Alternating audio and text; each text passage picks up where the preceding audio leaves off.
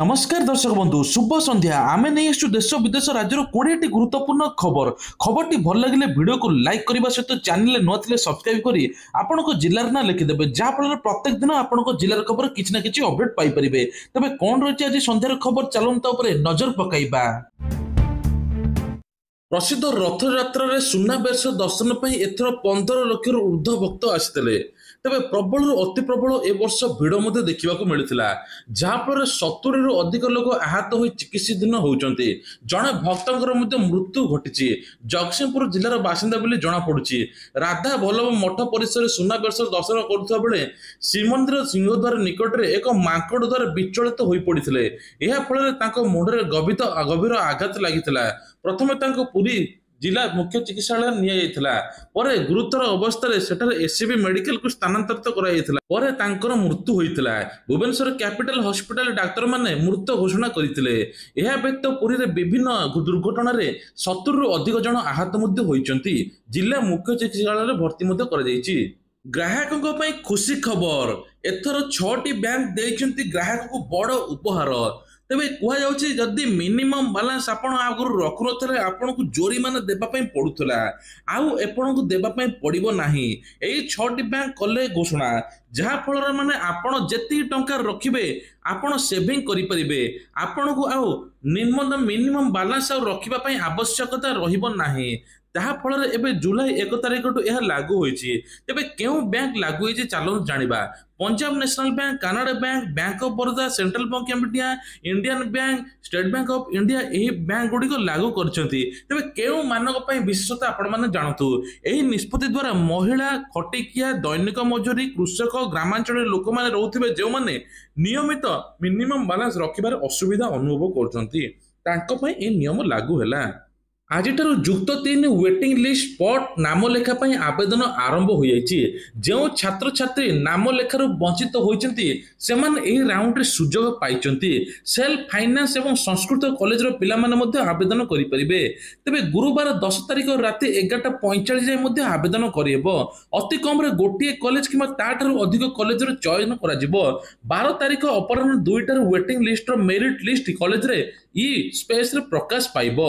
आज हूँ अधरपणा तृप्त हेबे देवादेवी समेत जोगिनी गण रथरु पणा संग्रह उपर कटकणा श्रीजीव को समर्पित हेबा परे अधरपणा भर्ती हांडी को रथ उपर भांगी दि जाए तेरे अनेक समय सेवायत यही अधर मृत रथ उपर किंबा रथ तले संग्रह करिथांती अनेक समय हांडी भंगा जीवा पूर्व पणा हांडी पणा बोही नियंती सेवायत महाप्रभुंकर अधरपणा लगी दिव्य मुहूर्त को यही समय गणमाध्यम जोगे विश्वर कोटि कोटि श्रद्धालु देखि आत्मविभोर हुंती यही समय रथ उपर एभली अप्रीतिकर स्थिति को नहीं बुद्धिजीवी माने उद्वेग प्रकाश करिसंती एहाकु दृष्टि रखी चलित वर्ष रथ उपर अधरपणा हांडी भंगा जीवा परे कौनसी व्यक्ति अधरपणा संग्रह करिबे नाही बोली श्री जगन्नाथ मंदिर प्रशासन व्यवस्था बड़ी नियम कराई पूजापंड महासुआर दैतापति एमाने सब जत्नवान हे बोली कहुछि। एकामर क्षेत्र में राज्यस्तरीय वन महोत्सव 7 कोटी रु अधिक गछ लगाइबा लक्ष्य जंगल परिवेश जलवायु परिवर्तन लगी विभाग पक्षर एकामर क्षेत्र पुराणा भुवनेश्वर स्थित भक्तकवि मधुसूदन सरकारी उच्च विद्यालय राज्यस्तरीय 76तम वन महोत्सव आयोजित होइछि। कार्यक्रम मुख्य अतिथि भाव मुख्यमंत्री मोहन चरण माझी जोगदे कहले जे आमर सौभाग्य जे एभली एक विद्यालय उपस्थित रही वन महोत्सव पालुचु वृक्षरोपण वार्ता श्री लिंगराज माटी सारा ओडिशा को जीव परिवेशर सुरक्षा आम सभी दायित्व हेले खबर विषय जे जंगल नष्ट होउछि एथि परिवेश असंतुलन होउछि ग्लोबल वार्मिंग बढ़ुछि ऋतु चक्र बदलुछि एथर आमको निष्पत्ति नेबा पई पड़िबो चलित वर्ष 7 कोटी 50 लक्ष गछ लगाइबु सरकार एवं जंगल निया को रोकिया पई कृत्रिम बुद्धिमत्तार सहाय्य निया जाइछि तेबे सेहिपरि ब्रजपथ रोकिया पई 18 लक्ष ताଳ गछ मध्ये लगाजिबो। मनमोहन पुणी हेबे राज्य बीजेपी सभापति एकमात्र प्रार्थी भरिले नामांकन राज्य बीजेपी सभापति किए हेबो नै कल्पना जल्पना चलीथिला सोमवार दिन बा आज शेष होइछि मनमोहन सामल पुणी तरे राज्य बीजेपी सभापति एकमात्र प्रकार निष्पत्ति होइछि राज्य बीजेपी सभापति पद पर एकमात्र प्रार्थी भाव मनमोहन सामल नामांकन भरिचंती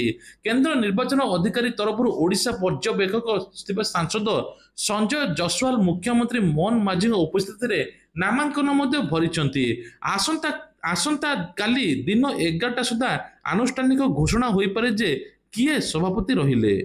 ପ୍ରଧାନମନ୍ତ୍ରୀ କିଷାନ ସମ୍ମାନ ନିଧି ପିଏମ୍ କିଷାନ ଯୋଜନାର 20ତମ କିସ୍ତିର ଅପେକ୍ଷା ଦେଶର କୋଟି କୋଟି କୃଷକଙ୍କ ପାଇଁ ଖୁବ୍ ଶୀଘ୍ର ଶେଷ ହେବା ପାଇଁ ଯାଉଛି। ଏହି ଯୋଜନା ଅଧୀନରେ ଯୋଗ୍ୟ କୃଷକମାନେ ବାର୍ଷିକ 6,000 ଟଙ୍କା 3ଟି କିସ୍ତିରେ ପାଇଥାନ୍ତି। ପ୍ରତି 4 ମାସକୁ ଥରେ 2,000 ଟଙ୍କା ସିଧାସଳଖ ସେମାନଙ୍କ ବ୍ୟାଙ୍କ ଆକାଉଣ୍ଟକୁ ଯାଇଥାଏ। ତେବେ ଏକ ରିପୋର୍ଟ ଅନୁଯାୟୀ ଜୁନ୍ 20 ତାରିଖରେ 20ତମ କିସ୍ତି ମିଳିବାର ଥିଲା, କିନ୍ତୁ ଏପର୍ଯ୍ୟନ୍ତ 20ତମ କିସ୍ତି ମିଳିନାହିଁ, ଯାହାଫଳରେ କୋଟି କୋଟି ଚାଷୀ ମଧ୍ୟ ନିରାଶ ହୋଇ ବସିଛନ୍ତି। ଏକ ରିପୋର୍ଟ ଅନୁଯାୟୀ କୁହାଯାଉଛି ଯେ ଜୁଲାଇ ମାସ ଶେଷ ସୁଦ୍ଧା ଚାଷୀମାନଙ୍କୁ ମିଳିଯିବ ଟଙ୍କା। ତେବେ ଯେଉଁମାନେ 19ତମ କିସ୍ତି ପାଇନାହାନ୍ତି ସେମାନେ ମଧ୍ୟ ଇକେୱାଇସି କରିଦିଅନ୍ତୁ, ଆଧାର ଲିଙ୍କ କରିଦିଅନ୍ତୁ, ଯାହାଫଳରେ ଆପଣଙ୍କୁ 2ଟି କିସ୍ତି ମଧ୍ୟ ମିଳିଯିବ। କେଦାରନାଥ ଯାତ୍ରା ଅଟକାଗଲା, ଏହି କାରଣ ପାଇଁ ନିଆଗଲା ନିଷ୍ପତ୍ତି। ତେବେ କେଦାରନାଥ ଯାତ୍ରା ସହିତ ବଡ଼ ଖବର ସାମ୍ନାକୁ ଆସିଛି। ପ୍ରବଳ ବର୍ଷା ଯୋଗୁଁ କେଦାରନାଥ ଯାତ୍ରା ବନ୍ଦ କରାଯାଇଛି। ସୋନପ୍ରୟାଗ ଗୌରୀକୁଣ୍ଡରେ ତୀର୍ଥଯାତ୍ରୀରୁ ଅଟକା ଯାଇଛି।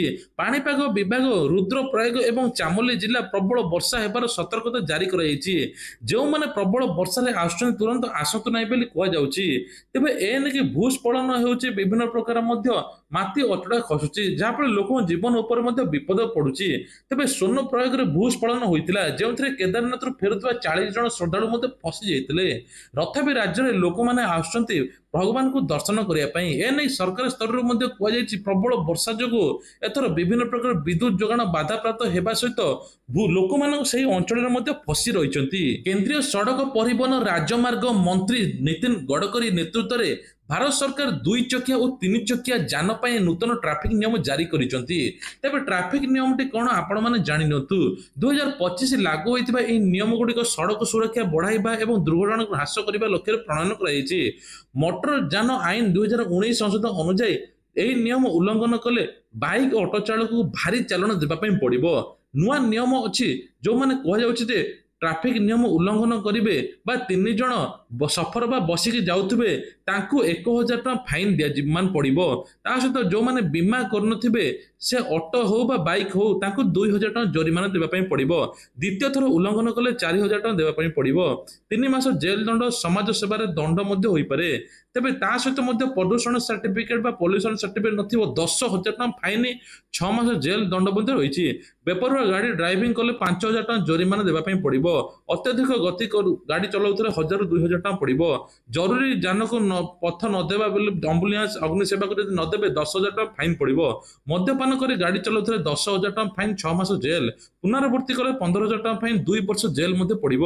ମୋବାଇଲ ଫୋନରେ କଥାବାର୍ତ୍ତା ହେଉଥିଲେ ମଧ୍ୟ ଆପଣଙ୍କୁ ଲାଇସେନ୍ସ ଖାରଜ ହେବା ସହିତ 10,000 ଟଙ୍କା ଫାଇନ ପଡ଼ିବ ବୋଲି କୁହାଯାଉଛି। ଗୁଗୁଲ ଦଉଛି 8,500 ଟଙ୍କା।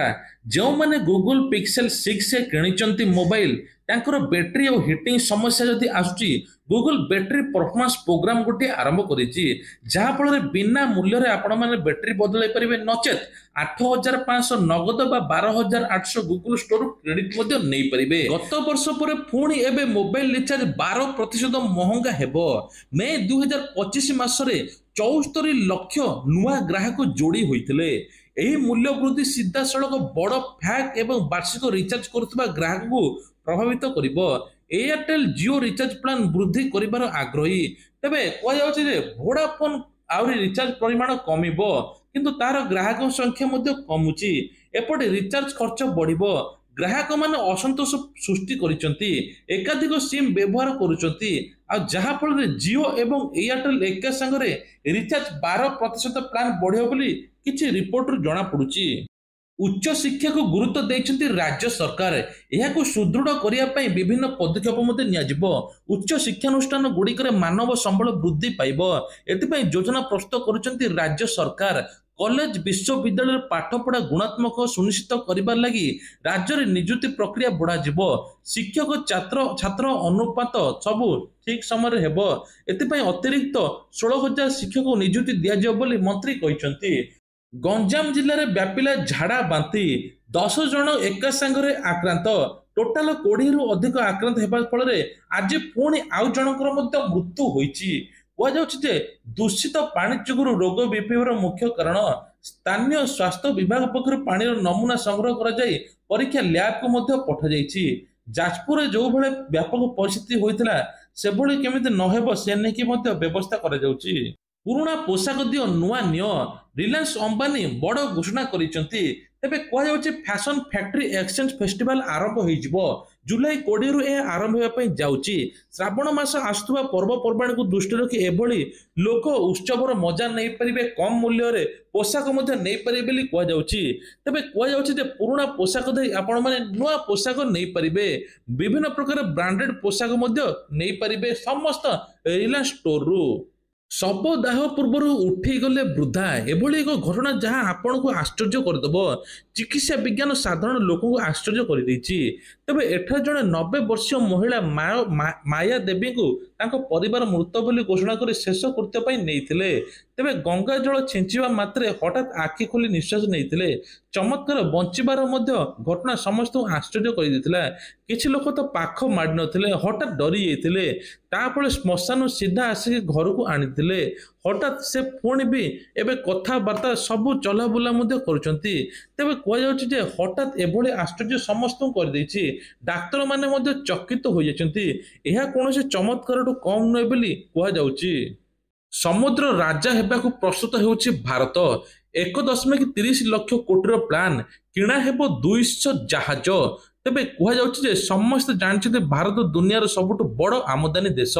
ଏହା ସହିତ ବଡ଼ ରପ୍ତାନୀ ଦେଶ ରାସ୍ତା ଆଗକୁ ମଧ୍ୟ ବଢୁଛି। ଯାହାଫଳରେ ଏକା ସାଙ୍ଗରେ 200 ଜାହାଜ ହେବ। ଏନେକି ଅଧିକରୁ ଅଧିକ ଜାହାଜ କିଣା ହେବା ସହିତ ମଧ୍ୟ ଆମଦାନୀ ବଢିବ।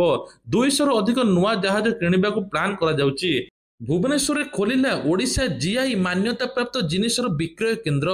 ତେବେ କୁହାଯାଉଛି ଯେ ପ୍ରଥମ ଥର ପାଇଁ ଓଡ଼ିଶାରେ ସମସ୍ତ ଜିଆଇ ଉତ୍ପାଦକୁ ଏଥିରେ ବିକ୍ରୟ କରାଯାଉଛି। ଯେପରିକି ସମ୍ବଲପୁର ଶାଢ଼ୀ, ପଟ୍ଟଚିତ୍ର, ରୂପା ତାରକସି, ରସଗୋଲା, ହଳଦୀ, ରସାବଳୀ ଜିଆଇ ମାନ୍ୟତା ପ୍ରାପ୍ତ ସବୁ ବସ୍ତୁ ଏଠାରେ ଉପଲବ୍ଧ ଅଛି। ଭୁବନେଶ୍ୱର ମାଷ୍ଟର କ୍ୟାଣ୍ଟିନ ନିର୍ମିତ ବିକ୍ରୟ କେନ୍ଦ୍ରର ନାମ ହେଲା ଉତ୍କଳ ଅମୃତା। ଏପରି ଏକ ଭିନ୍ନ ବିକ୍ରୟ କେନ୍ଦ୍ର ପରିକଳ୍ପନା କରିଛନ୍ତି ଦୁଇ ଭଉଣୀ।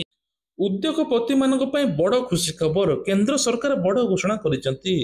ଏମ୍ଏସ୍ଏମ୍ଇ ଯୋଜନାରେ 10 ଲକ୍ଷ ପରିବର୍ତ୍ତେ 20 ଲକ୍ଷ ବୃଦ୍ଧି କରିଛନ୍ତି କେନ୍ଦ୍ର ସରକାର। ଯାହାଫଳରେ ଉଦ୍ୟୋଗପତିମାନଙ୍କୁ ଅଧିକ ଲାଭାନ୍ୱିତ ହେବ।